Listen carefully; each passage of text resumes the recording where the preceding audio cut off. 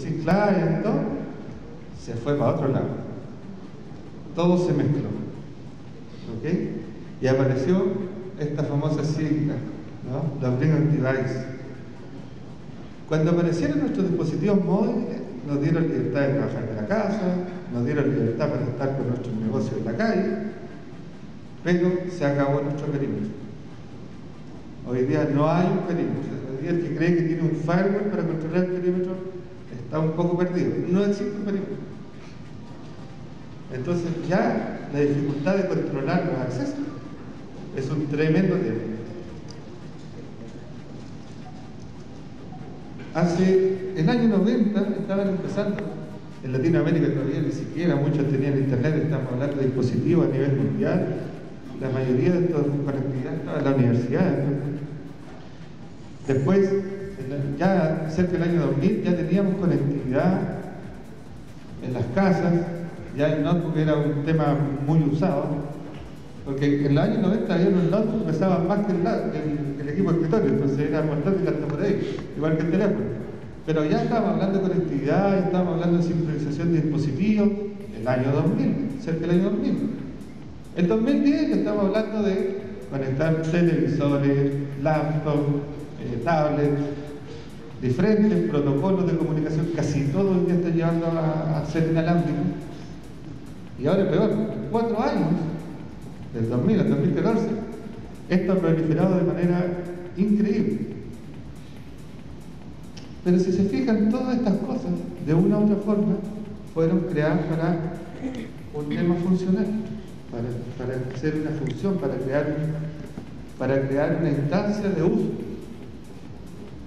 ¿Quién pensó en seguridad en ese momento cuando lo crearon? Lamentablemente nadie. Lo mismo que pasa con el servidor de correo. Los protocolos de correo nunca fueron pensados en seguridad.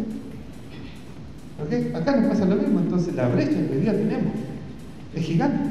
Y se espera que en 2025 ya hasta las plantas tengan un sensor Bluetooth para que cuando pase te diga, oye, me ha faltado. Y lo ven lejos. Yo creo que esto está exagerado. Yo creo que no es 2025. Yo creo que esto ya está prácticamente. Entonces, ¿qué genera esta brecha? Voy a ir un poquito atrás. Lo difícil también de esto es que, a diferencia de otro tipo de sistemas como operación, uno puede conversar con los clientes y decir, oye, ¿qué problemas tienes? Mira, te voy a contactar con este otro cliente que tenía el mismo problema que tú, mira cómo lo solucionó, y una especie de sinergia.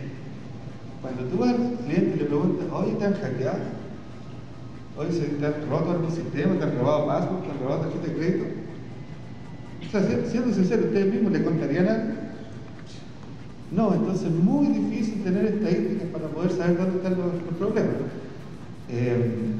Gartner y HP hicieron una iniciativa de una encuesta, ¿okay?, para poder ir identificando, por lo menos de forma anónima, cuáles son las brechas. Y los resultados fueron espantosos. ¿Okay? El 84% de todas las brechas de seguridad están en los aplicativos. Y nosotros todavía seguimos gastando toda la plata en hardware y en accesos físicos. Cuando digo aplicativo hay que entender que cualquier aplicación que nosotros tengamos como servicio hacia los clientes ya tenemos que tener permitido el acceso. Por lo cual, cualquier firewall, cualquier control que tenga, tiene que estar abierta para que lleguen a la aplicación. Ese es un gran problema. Segundo, el uso y abuso de la tecnología móvil. También, ¿qué valida el fabricante de la aplicación? ¿Valida si es segura? ¿Valida si está tomando datos de tu teléfono? No, solo valida que en su teléfono funcione bien, se vea bien y no se caiga. ¿Ok? Nunca valida que no haga lo que no tiene que hacer. ¿Ok? Entonces eso también nos deja hoy día con una estadística de que 9 de cada 10 aplicaciones móviles tienen vulnerabilidades. ¿Okay? También se descubrió que el tiempo en promedio de todas estas personas, de todas estas empresas, cuando se descubrieron que estaban infiltrados, que estaban hackeados, que había gente dentro sacando datos, en promedio fue de 243 días, o sea, casi un año le tardó darse cuenta de que estaba siendo vulnerado. Vale. Así vamos a hablar un poco de las amenazas, el negocio, un poco de seguridad móvil, la protección coordinada contra los ataques coordinados, ¿no? Así. Para que sabáis, esto no tiene absolutamente nada que ver con seguridad. Para que sabáis, yo tengo una casa en Andalucía, en España, donde tengo aparcado mi moto, y si no fuera por ese evento, yo estaría ahí en los montaños pasando mi moto con toda la calma. Pero por este evento he tenido que meterme o encerrarme en una lata para unas 10-12 horas para llegar aquí. Hemos traído un iPad también para repartir a vosotros después. Así que he sufrido para estar aquí. Después, cuando reportamos o cuando vamos a hacer la rifa del iPad, toca a mí para que vosotros sufráis un poco. Creo que lo vamos a hacer a las 5:30 hoy tarde para que tenéis que estar aquí para esto. Pero eso va a ser mi revancha a vosotros para que lo sabáis. Bueno, empezamos. Un poco sobre Sophos. Sophos es uno de los líderes en el mercado de seguridad de redes, de informática, de antivirus. Y estamos colocados en el cuadrante líder tanto para los UTMs. Hemos adquirido a Cyber. En los laboratorios tenemos unos 5 rodeados por todo el mundo para que podamos dar seguimiento con el sol, que los ataques así vienen 7x24, pues tenemos que contestarlo. Y me avisaron de que en su día que encontramos 250.000 nuevas amenazas diariamente. Pues es un número que ya se ha saltado a 450.000.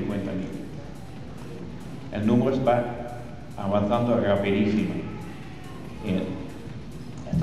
¿Por qué nos están atacando a estos niveles, a esta velocidad, ¿no? Y una cosa que encontramos también de que los ataques son cada vez más profesionales. Que tanto como tenemos nuestras empresas como Microsoft o Google o Facebook en el negocio de informática, también en el mundo de hackeo tienen sus líderes en el mercado. Y lo que vemos son los ataques son profesionales con el objetivo de ganar dinero. Y el negocio funciona así. Podemos dividir los hackers en 3 diferentes grupos. Los principales son las que se dedican a controlar tráfico. ¿Okay? Mira, mi hijo de 15 años, que siempre sufre en esas presentaciones porque tiene 15 años y siempre está descargando una amenaza o la otra, así lo puedo usar como ejemplo. Hizo un internship, un trabajo dentro de Sophos el verano pasado estudiando las amenazas en el entorno internet, ¿no? Hizo una presentación a los presidentes de Sophos, así que sabía muy bien de lo que fueron las amenazas. Justamente el mismo día volví a casa después de haber hecho la presentación con éxito y descargó del internet una herramienta para grabar un vídeo de sus videojuegos para que después lo pudiera compartir con sus amigos en YouTube. Claramente, cuando descargas algo gratis del internet, todos sus amigos dicen, sí, funciona, está bien. ¿Qué pasa? Pues venía con un regalito. ¿Qué es lo que descargó? Pues encontremos, ya en vez de Google para hacer el búsqueda, para hacer un search, encontramos Search Optimizer, que nos dirigía a otras páginas web cuando hacer una búsqueda.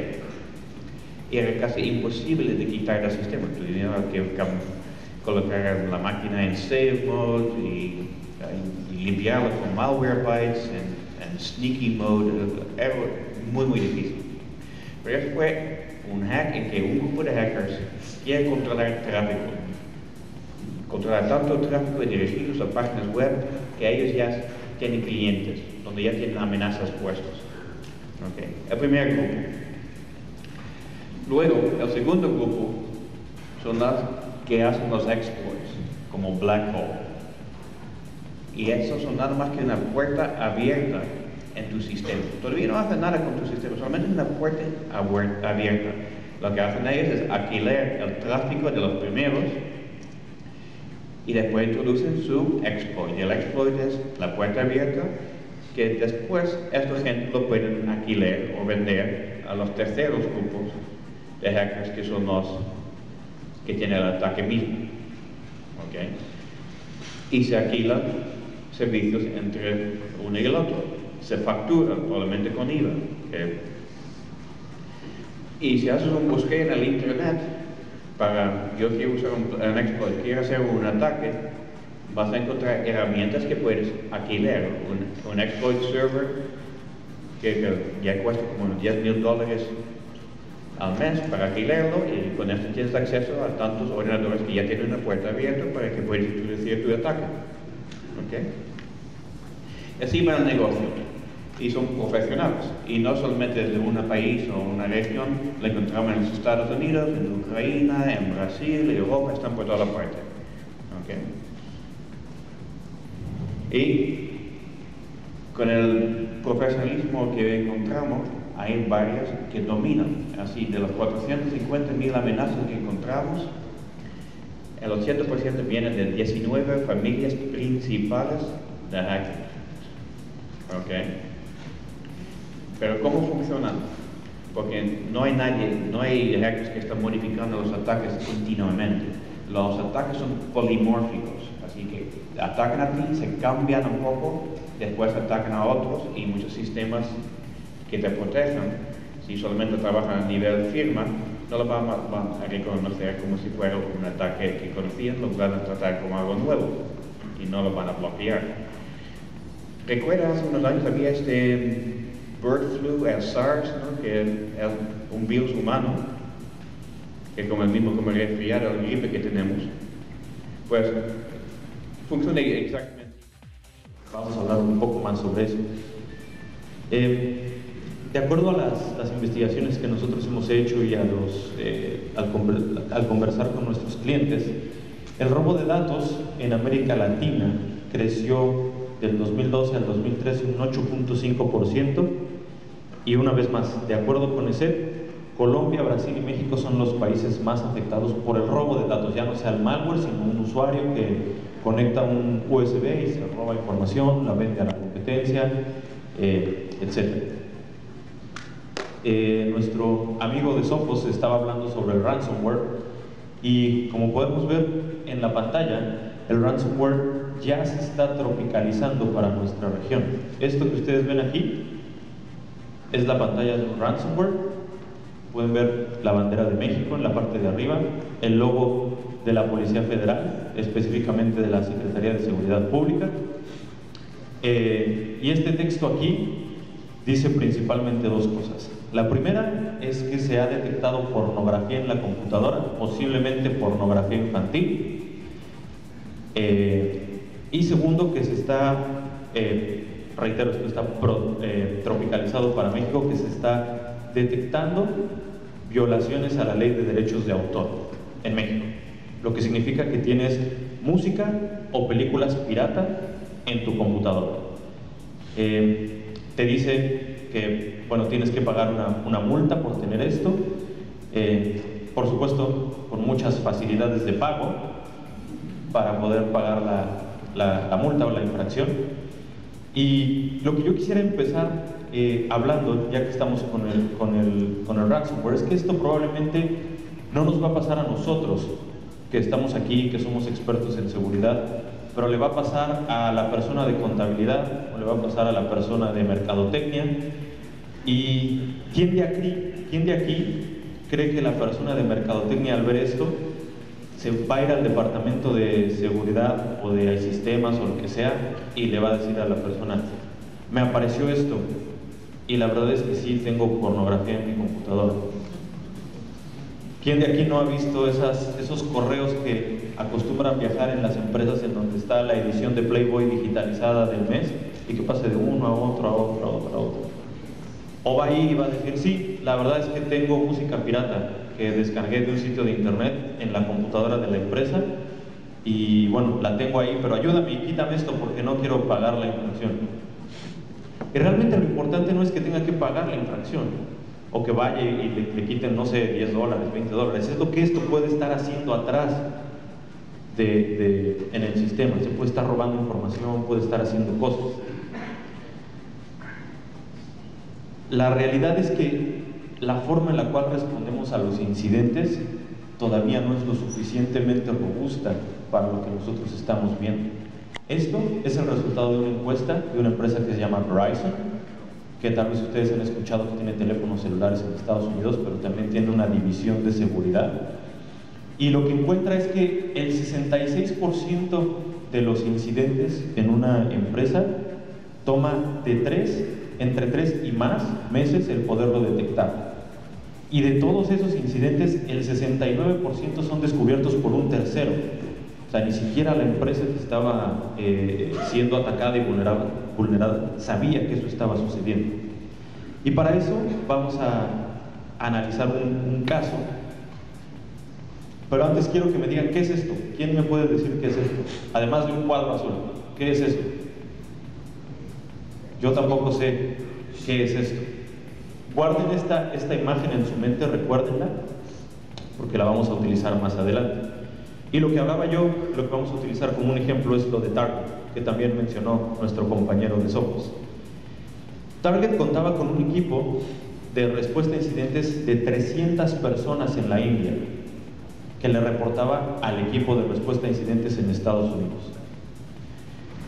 Ellos tenían una inversión muy importante en la tecnología de FireEye, que me imagino todo el mundo conoce por acá o está familiarizado con FireEye.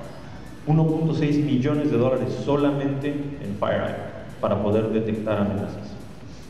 En la corte, porque evidentemente esto es Estados Unidos y ahí uno se tiene que presentar con abogados y etcétera, dijeron que habían hecho una inversión millonaria en ciberseguridad, no solamente en FireEye, en ciberseguridad en general. No dieron una cifra exacta. Tenían data centers, o tienen más bien data centers dedicados a seguridad, plan de respuesta a incidentes, tienen un plan de continuidad, etc. Esto es una línea de tiempo de cómo sucedió el ataque, del que muy amablemente el compañero de software ya les dio una explicación. El 27 de noviembre sucede la brecha de todo lo que les platicó él cuando robaron la información, etcétera, que es algo que se conoce como el Black Friday, que es un día en donde todo el mundo compra en Estados Unidos, todo el mundo. Entre el 28 y el 30 de noviembre, el Endpoint de Symantec y el FireEye detectaron indicios de que había una brecha, de que algo había sucedido. Y el 30 de noviembre, el equipo de Target en la India le reportó al equipo de Estados Unidos que había una posible brecha en su red, y el equipo de Estados Unidos no hizo caso. El 2 de diciembre, el equipo de la India volvió a reportar esta. ¿Quiénes usan Android?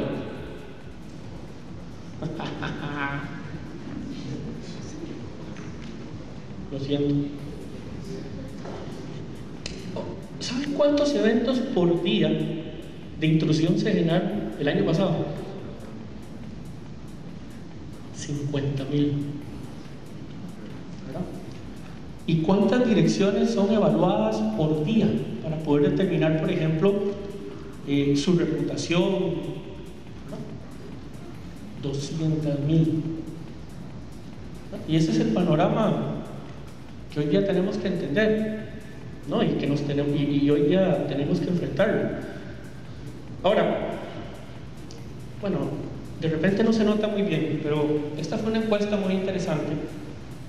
Me tengo que acercarme porque el Zoom no me da.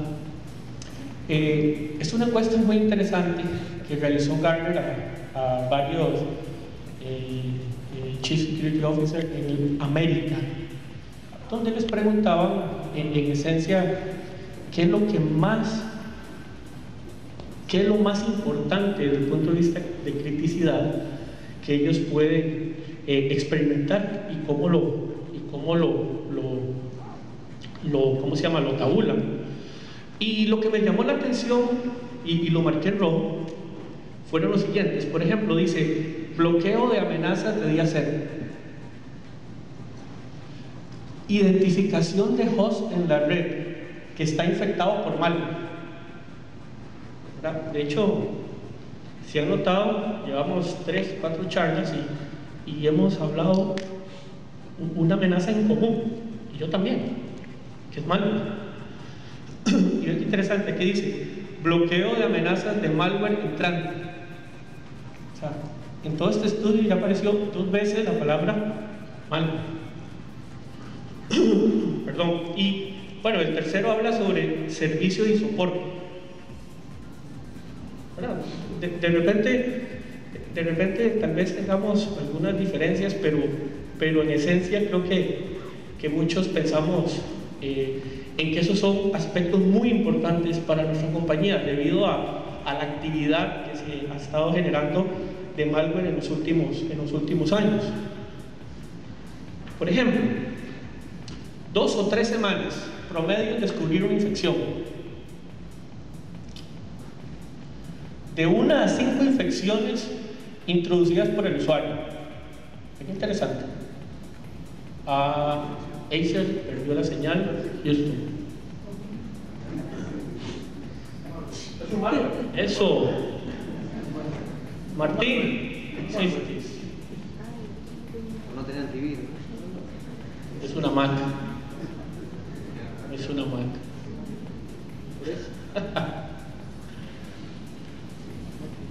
40% de las amenazas que incorporaron malware el año pasado.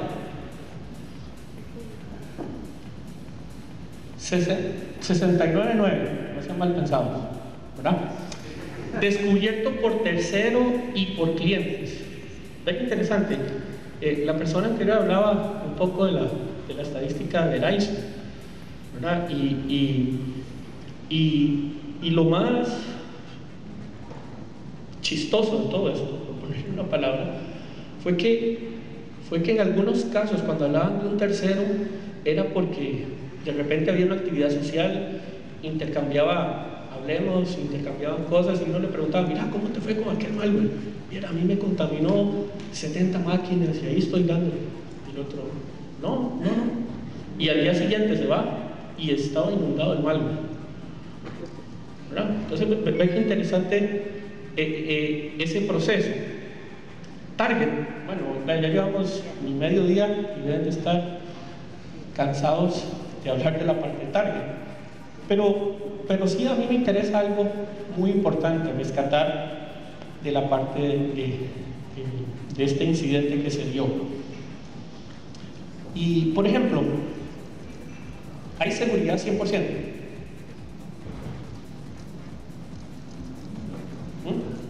No.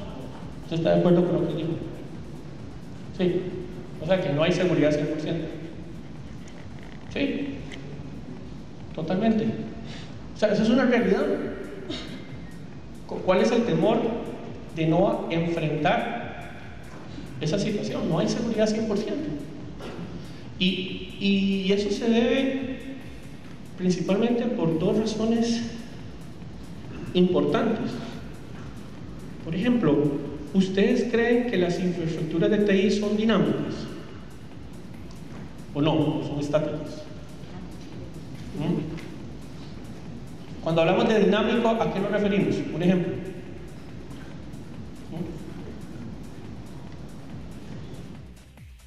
La capacidad, ¿no?, a sus agencias de seguridad a poder tener información relevante y poder obtener información de cada uno de los individuos y ver sus movimientos, ver informaciones confidenciales. Es una ley americana, ¿no? Es decir, bajo esa estructura, las empresas que proveen software de seguridad, tanto en hardware y software americanos, se rigen bajo esta ley, ¿no? Bajo esos términos trabajan en Estados Unidos. Bajo esto nos hacemos unas siguientes preguntas. ¿Puede esta ley tener consecuencias extraterritoriales, ¿no?, que podrían afectar la privacidad de particulares que son ciudadanos o no residentes en Estados Unidos?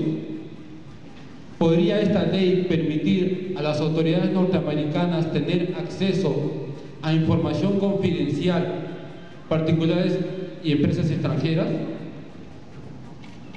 Aquí les voy a mostrar un video del cual de Alemania. Voy a ver si hay información que nosotros tenemos, no solamente de empresas, sino también individual.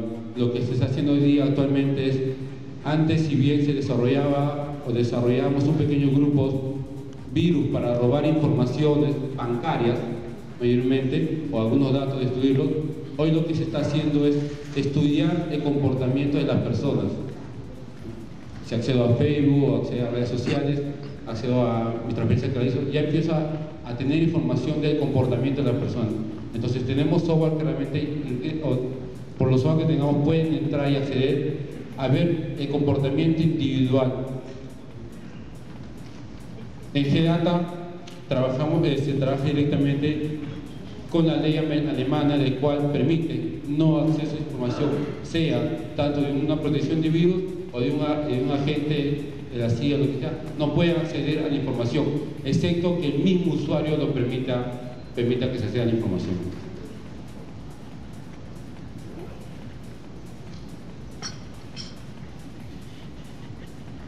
Banco Online. Actualmente, digamos, casi 44% de la población genera transferencias bancarias, compras en línea, ¿no? ¿Sabemos si realmente las compras o las transferencias que realizamos son seguras? Por el lado del banco, el banco sí realiza todo su tema de seguridad, realiza su protección SSL, se realizan protección netamente del banco de seguridad. Vamos por el lado del usuario. Estamos nosotros como usuarios, tenemos nuestros equipos realmente protegidos para poder realizar transferencias o compras en línea. Los bancos, como dicen, muestran un constante trabajo, generan nuevos procedimientos, cifrado SSL, generan servidores más seguros y otros mantenimientos más seguros. Pero el ordenador del usuario contiene una brecha en el cual los hackers pueden acceder a robar su datos. ¿Cómo se efectúa este ataque? Tenemos el usuario, ordenador, el internet, nube y el banco. En el ordenador tenemos nuestro sistema operativo y cualquier navegador, Internet Explorer, Google Chrome, Sila. Pero en ese momento de que nosotros generamos la conexión a hacer una compra en línea o hacer una transferencia bancaria, realizamos una página web SSL, pero durante la conexión que ingresamos al banco es donde ingresa ese registro que se guarda en memoria. Son librerías, bibliotecas que se guardan en la memoria RAM, en el cual nosotros no estamos seguros si nuestro software de antivirus que tenemos nos permite realmente que las librerías que están siendo almacenadas son las correctas. Si bien los antivirus lo que tenemos es trabajar contra troyanos, los spam que llegan, y accedemos para no acceder a páginas, aunque no nos lleguen esos correos spam troyanos, para no acceder a páginas que no son de banco, ¿está bien? Pero las firmas tienen un tiempo de demora.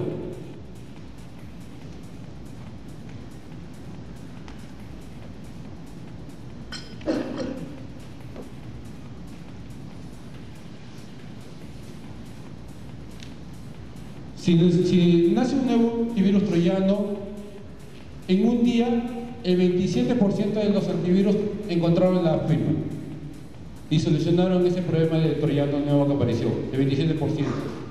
Durante los 14 días ya casi un 95% de los antivirus ya tienen la firma correcta para ese troyano, de esta forma que estamos protegidos. Pero en el primer día, mayormente los troyanos bancarios duran un promedio de 3 días. Después se pueden divulgar, pero los troyanos bancarios duran 3 días realmente para que puedan acceder y jalar esa información que necesitamos en su juego. ¿Qué hace GData?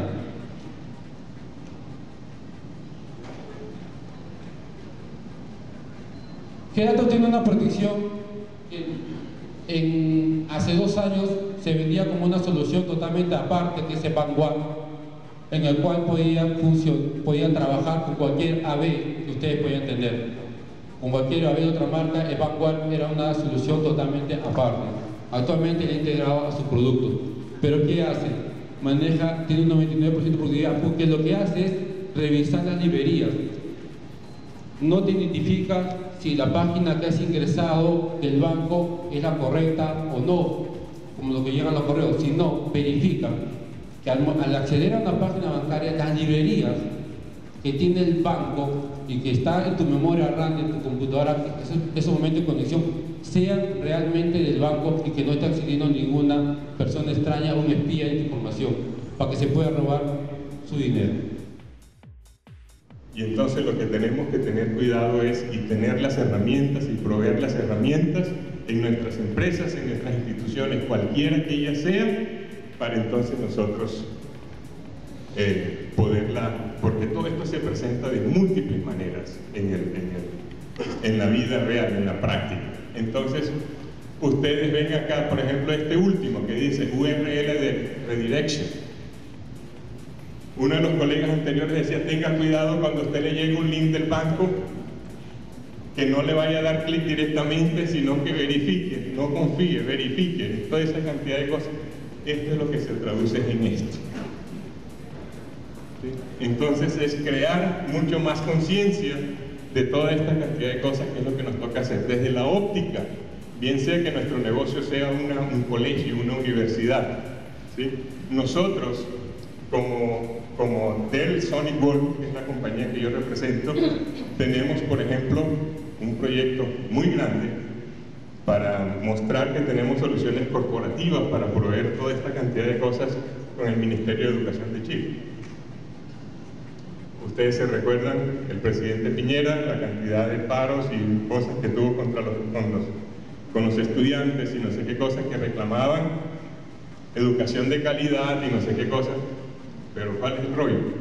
El rollo era que había que proveer internet para todos los colegios porque la calidad está relacionada con eso, pero la calidad también de los estudiantes y de los muchachos, los pequeñitos, está relacionado entonces que hay que protegerlos.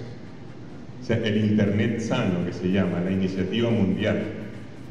Pero entonces una cosa, también aquí algunos colegas mencionaron el tema de Facebook. Entonces, ¿qué? Al niñito de 3 años, de 5, de 8, si nosotros lo primero que hacemos es que le damos ¿qué? Un smartphone. Y hasta la mascotica le crea un perfil en Facebook. Y entonces, ¿qué? ¿Le vamos a prohibir Facebook? El tema no es prohibir Facebook, el tema es controlar Facebook. Entonces, el asunto es que sepamos nosotros escoger las tecnologías adecuadas que nos permitan hacer esos controles. El tema no es prohibir. ¿Qué nos pasa en la vida real? Prohíbale a la niña suya de que ese muchacho no le conviene. A ver qué pasa. El doctor le dice no coma grasa, pero es lo más rico, doctor. Entonces usted lo que tiene que hacer es controlar. Por eso las dietas no dan ningún resultado. Porque todo lo que se prohíbe, se viola. Entonces el asunto es saberlo controlar.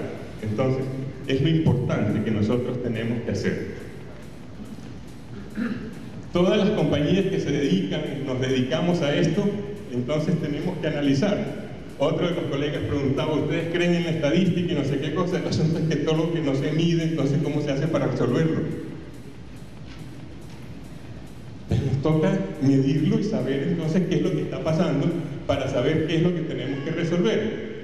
Entonces, resulta que encontramos cosas interesantes, que solamente la mitad de las informaciones críticas está protegida actualmente, según un estudio de IDC, muy seria compañía, muy responsable en estos conceptos. Igualmente, entonces, el 57% de las empresas ajustaron las políticas para mitigar los riesgos después que les pasó algo, y en este caso particular, luego entonces que implementaron el BYOD. Otro de los colegas mostró que cuando el Papa, entonces todo el mundo cargaba su tablet, ¿cierto? Y seguro que esa foto que se tomaron ahí inmediatamente iba para el Facebook. Estoy aquí en la de Francisco, estoy aquí cuando eligieron Francisco latinoamericano, venía para Argentina. ¿Dónde está Martín? ¿Sí? Entonces venía para Argentina y toda esta cosa. Entonces, el tema es que cada vez, también nos han dicho acá, que todas esas vulnerabilidades, o sea, el hecho de que usted le esté dando a cada uno su dispositivo con la libertad de cargarlo, entonces lo que nos está dando a nosotros son más amenazas, más cosas que nos toca controlar. Igualmente, también nos han demostrado y nos han dicho que los retos evolucionan.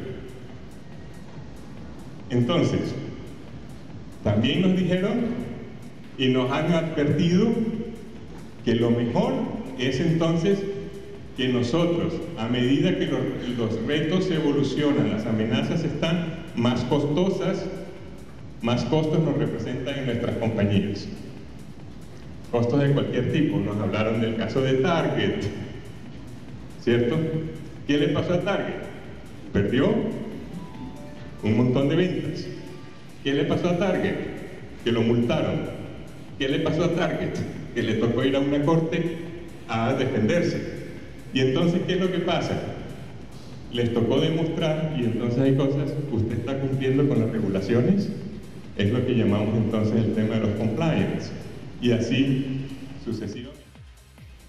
¿Verdad? Pero si por ejemplo ustedes trabajan para una universidad y justo el último día de matrículas se cayó su aplicativo, el último día de matrículas, por algo que todos conocemos que se llama el síndrome del estudiante, ¿verdad?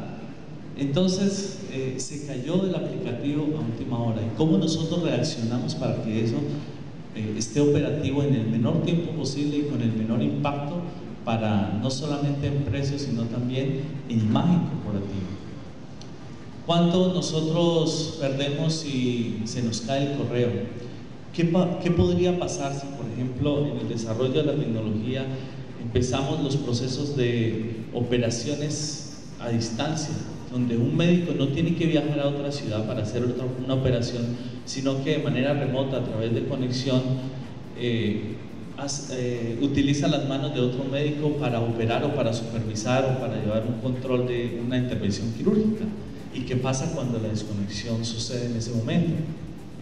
¿Qué pasa, por ejemplo, cuando un sistema nacional de historias clínicas se cae y los médicos no pueden llegar al sistema para poder tener toda la información de los exámenes médicos y de todo lo que un paciente necesita? Entonces, ahí es donde la palabra depende tiene sentido, y nosotros decimos que depende de la organización en la cual nosotros trabajemos, es como nosotros vamos a ser afectados y el precio que vamos a tener que pagar por esa afectación de servicio. Si se nos cayó el CRM, si se cayó la WAM, si se cayó la intranet, si se cayó un servidor, si nuestro servicio de voz sobre IP se cayó. Entonces, cada día lo que nosotros observamos es que nuestra conectividad se ha vuelto más y más crítica en nuestras organizaciones. Y eso redunda porque las estadísticas dicen que aproximadamente para el 2020 estarán conectadas cerca de 50 millones de dispositivos. O sea que esto va a seguir creciendo cada día más y nosotros dependemos día a día más de la conectividad.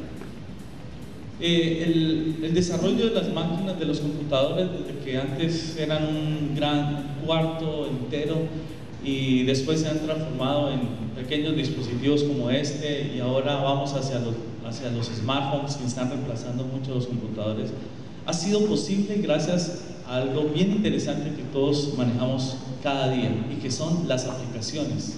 El que usted pueda coger su smartphone y hacer clic y poder tener las estadísticas de Nasdaq, o usted pueda chatear con una persona. Cada aplicación cumple un papel muy importante, y ese desarrollo de las aplicaciones hace también que la evolución del internet vaya cada día más, ¿de acuerdo?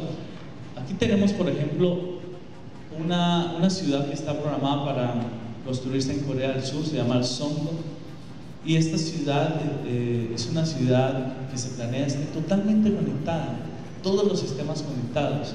Lo que vemos en las películas pronto va a estar con nosotros, semáforos, acueducto, luz, todo absolutamente conectado, y para allá es hacia donde nosotros estamos apuntando. Y la información se ha vuelto también el punto de lanza del desarrollo tecnológico. Hoy no es tanto que el acceso que un país desarrollado pueda tener hacia la tecnología.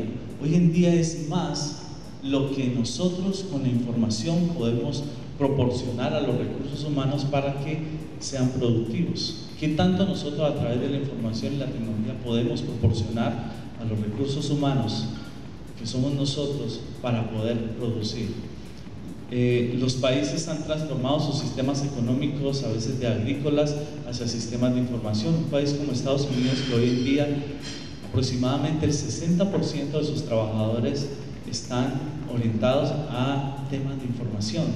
Así que la información se ha vuelto algo totalmente determinante. Yo creo que, a ver, no se alcanza a ver muy bien, pero aquí dice 1991. Esta es la evolución que ha tenido, parte de la evolución que ha tenido la web, y estas líneas es la interacción que ha tenido cada uno de ellos con los demás. 1991 HTTP están haciendo, 1992 HTML, venimos 1994 Netscape, Opera, Internet al 95, y cada uno de ellos nos muestra a nosotros esa interacción que a lo largo de los años ha tenido, esa evolución que ha tenido la web hasta llegar a nuestros días, y han venido llegando más y más elementos a eso, y lo que nos ha provocado, lo que ha llegado a nosotros es que las aplicaciones que ustedes manejan cada día son más complejas, cada día necesitan más elementos y necesitan más desarrollo y necesitan de la intervención de cada uno de ustedes para que vayan avanzando. Tiene una motivación específica. Lo que busca el atacante es robar información, corromper o sacar información determinada, y lo hace valiéndose de una serie de elementos, sobre todo orientados a sistemas malos. La segunda etapa viene a ser lo que es el compromiso, que es ya donde el atacante ha tenido éxito y ha logrado acceder a ciertos recursos, a cierta información de la organización, y donde esta información ha sido comprometida. Normalmente está orientado hacia información, ¿no? Hacia obtener información de datos de gran valor, sistemas estratégicos, sistemas claves, o explotar debilidades de los sistemas de información. Entonces, la segunda etapa que tenemos es la etapa de donde se compromete la información. O sea, estos ataques suelen ser sigilosos, no se ven. Los sigilosos incluso son difíciles de detectar. Son una de las cosas que vamos a ver. La tercera etapa ya es el descubrimiento del ataque. Es cuando nos damos cuenta que hemos sido atacados, que hemos sido vulnerados en la seguridad, y donde empiezan los grandes problemas. Normalmente, en la etapa de descubrimiento, en este tipo de ataques avanzados, ocurre mucho tiempo después de haberse realizado. O sea, hay una ventana de vulnerabilidad bastante larga. Y la última etapa es la etapa de contención, donde yo voy a hacer la remediación de los daños. Ahora, ya sea para reemplazar soluciones o tecnología de seguridad, corregir procesos o reparar los daños causados. El problema de esto es que esto se da, como les digo, mucho tiempo después de haberse iniciado la vulnerabilidad o haberse detectado el ataque, y en donde ya el usuario ha pagado un precio, ha habido una pérdida.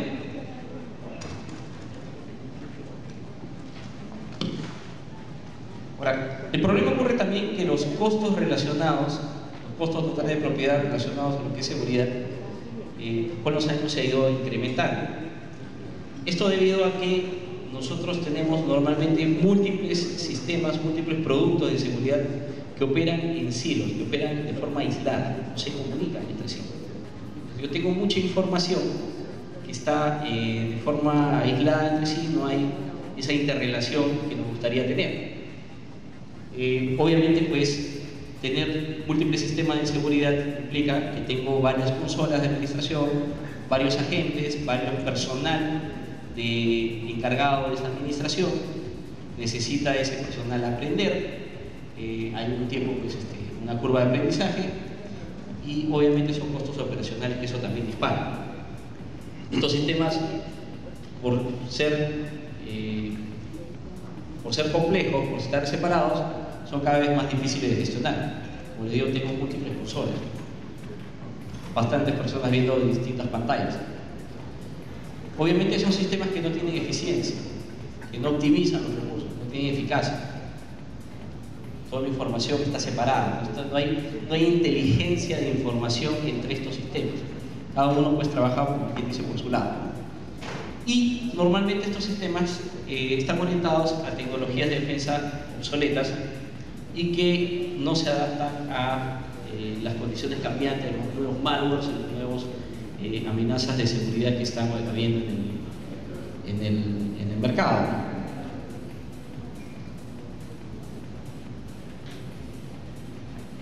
Ahora, esto es un poco para que entendamos cuál es el reto que tenemos todos los profesionales de seguridad al tratar de lidiar con estos nuevos tipos de ataques, nuevos tipos de vulnerabilidades.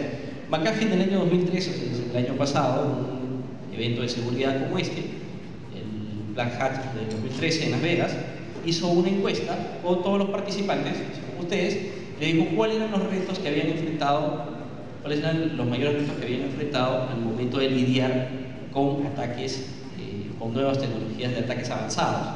Entonces, ¿qué es lo que nos dijeron? El 35% de ellos nos dijeron: mi mayor reto fue la detección. No sé cómo detectar esos ataques. Es complicado, es difícil. Los sistemas actuales de seguridad no me permiten esa visibilidad. Pues el otro es cómo me protejo de ese tipo de vulnerabilidades, ese tipo de amenazas. Un 20% indica que tuvieron muchísimos falsos positivos.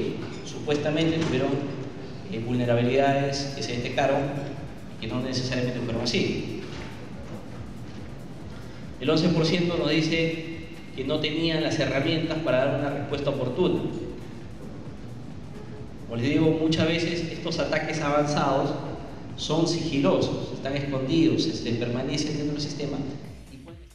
Dispositivos a la parte corporativa para poder acceder a toda la información como correos electrónicos, las aplicaciones pueden ser de ventas, o puede ser cualquier otro tipo de información que tenga que estar rodando dentro de la empresa. Como tal, BYOD 2.0 como la evolución de ese término, ¿no? Es como lo que vamos a tener nosotros a futuro, dada la gran cantidad de nuevos dispositivos que están agregándose día a día en el mercado. Como por ejemplo, antes solamente eran las computadoras, pero ahora tenemos también celulares, tabletas y todo lo que nos va a deparar más adelante. Entonces, los empleados como tal pueden acceder, pueden estar conectados a la información corporativa, a la información de la empresa, en cualquier momento, en cualquier lugar y desde cualquier dispositivo que tengan a su alcance.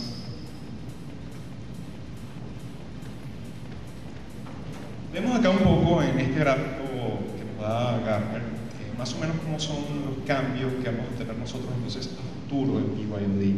Se nos dice entonces que en el año 2020 BYOD como tal va a dominar lo que es el mundo empresarial. Vemos que entonces que de alguna manera en el 2020 el 45% de las empresas van a tener un BYOD aplicado, una política de BYOD aplicada en líneas generales, y también que el 40% va a estar menos mezclado, o sea, va a tener una parte dentro de este BYOD, dentro de esta política, y otra parte que no la va a hacer. Pero vemos entonces que vamos a tener entonces más de un 80% en el cual sí vamos a tener esta política de BYOD de alguna manera entre todas las empresas, ¿no? Esto obviamente está más enfocado a lo que es el mundo de los Estados Unidos y Europa, pero esos cambios también van a ser reflejados en lo que es Latinoamérica. También se nos dice que, por ejemplo, el 45% de las empresas necesitarán algún tipo de soporte de BYOD. Obviamente, si vamos a tener un tipo de política que vamos a estar aplicando nosotros, vamos a tener que también tener un tipo de soporte que nos permita aplicar esas reglas, aplicar esas políticas que van a ser necesarias dentro de la empresa. Bien, entonces aquí otra información que también tenemos acerca de la popularidad que vamos a tener dentro de BYOD. Nos dice también que para el año 2015 el número de empleados que utilizarán las aplicaciones móviles en el lugar de trabajo se duplicará. Ya lo vemos en este momento nosotros, que siempre estamos accediendo a toda la información a través de los dispositivos personales.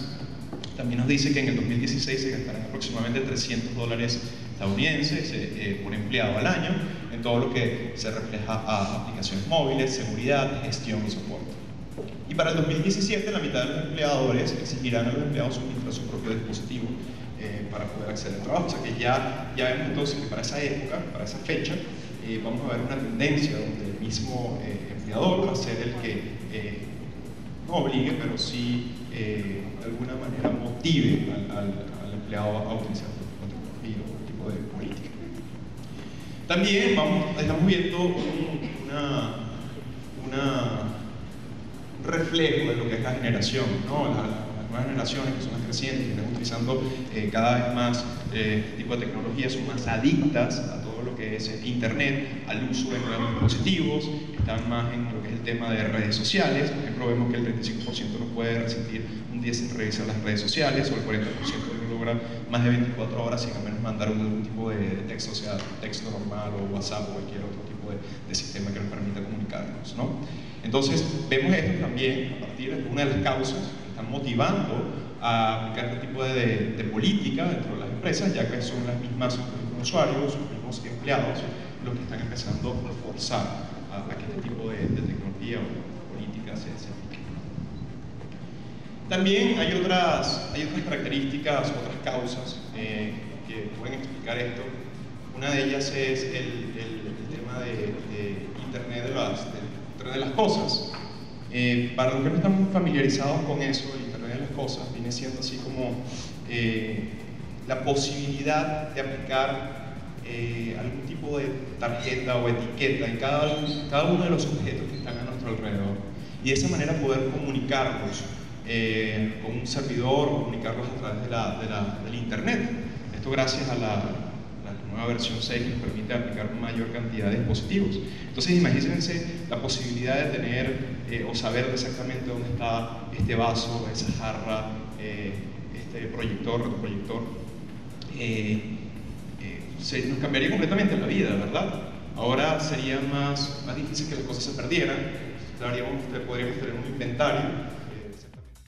Es cierto que en los últimos 12 meses ha habido una alta rotación de oficiales de seguridad, o gente que tiene los passwords maestros, y cuando voy al banco de donde él ha salido le pregunto, oye, me enteré que se fue al otro banco. Sí, pues le ofrecieron posiblemente mejor carrera, mejor línea, mejor sueldo, sabe Dios qué más le habrán ofrecido, y se fue. La segunda pregunta que hago es, ¿ya le cambiaron los passwords?